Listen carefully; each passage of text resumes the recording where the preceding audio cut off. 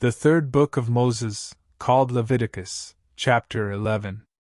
And the Lord spake unto Moses and to Aaron, saying unto them, Speak unto the children of Israel, saying, These are the beasts which ye shall eat among all the beasts that are on the earth.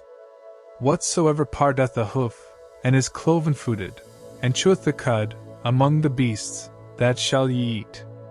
Nevertheless these shall ye not eat of them that chew the cud, or of them that divide the hoof, as the camel, because he cheweth the cud, but divideth not the hoof, he is unclean unto you.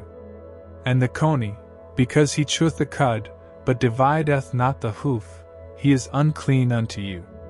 And the hare, because he cheweth the cud, but divideth not the hoof, he is unclean unto you. And the swine, though he divide the hoof, and be cloven-footed, yet he cheweth not the cud, he is unclean to you. Of their flesh shall ye not eat, and their carcass shall ye not touch, they are unclean to you.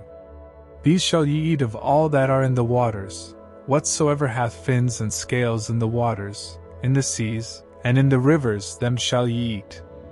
And all that have not fins and scales in the seas, and in the rivers, of all that move in the waters, and of any living thing which is in the waters, they shall be an abomination unto you, they shall be even an abomination unto you.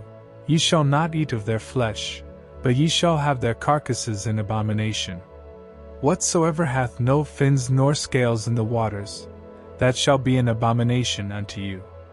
And these are they which ye shall have an abomination among the fowls, they shall not be eaten, they are an abomination, the eagle, and the ossifrage, and the osprey, and the vulture, and the kite after his kind, every raven after his kind, and the owl, and the night hawk, and the cuckoo, and the hawk after his kind, and the little owl, and the cormorant, and the great owl, and the swan, and the pelican, and the gier eagle, and the stork, the heron after her kind, and the lapwing, and the bat.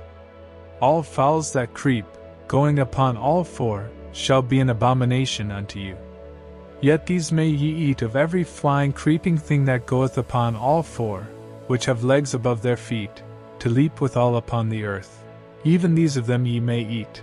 The locust after his kind, and the bald locust after his kind, and the beetle after his kind, and the grasshopper after his kind. But all other flying creeping things, which have 4 feet, shall be an abomination unto you. And for these ye shall be unclean. Whosoever toucheth the carcass of them shall be unclean until the even. And whosoever beareth aught of the carcass of them shall wash his clothes, and be unclean until the even.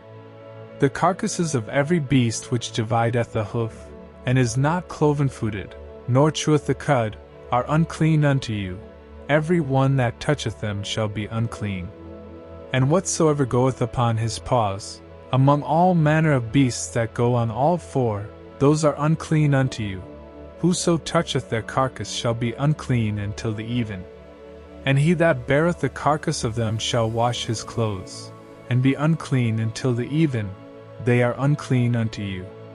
These also shall be unclean unto you among the creeping things that creep upon the earth, the weasel, and the mouse, and the tortoise after his kind, and the ferret, and the chameleon, and the lizard, and the snail, and the mole. These are unclean to you among all that creep. Whosoever doth touch them, when they be dead, shall be unclean until the even.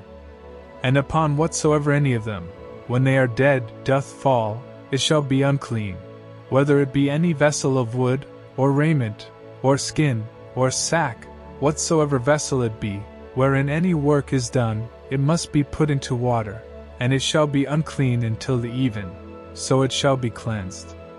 And every earthen vessel, whereinto any of them falleth, whatsoever is in it shall be unclean, and ye shall break it. Of all meat which may be eaten, that on which such water cometh shall be unclean, and all drink that may be drunk in every such vessel shall be unclean. And everything whereupon any part of their carcass falleth shall be unclean, whether it be oven, or ranges for pots, they shall be broken down, for they are unclean and shall be unclean unto you.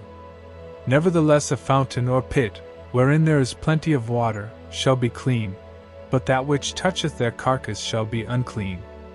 And if any part of their carcass fall upon any sowing seed which is to be sown, it shall be clean. But if any water be put upon the seed, and any part of their carcass fall thereon, it shall be unclean unto you. And if any beast, of which ye may eat, die, he that toucheth the carcass thereof shall be unclean until the even.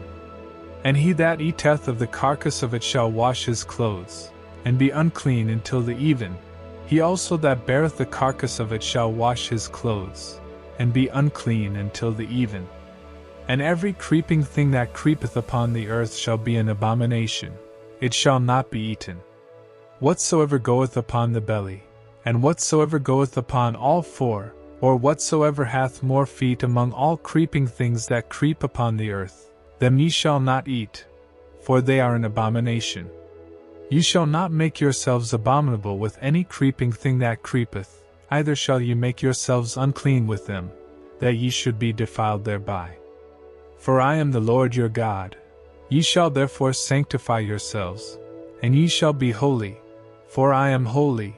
Either shall ye defile yourselves with any manner of creeping thing that creepeth upon the earth.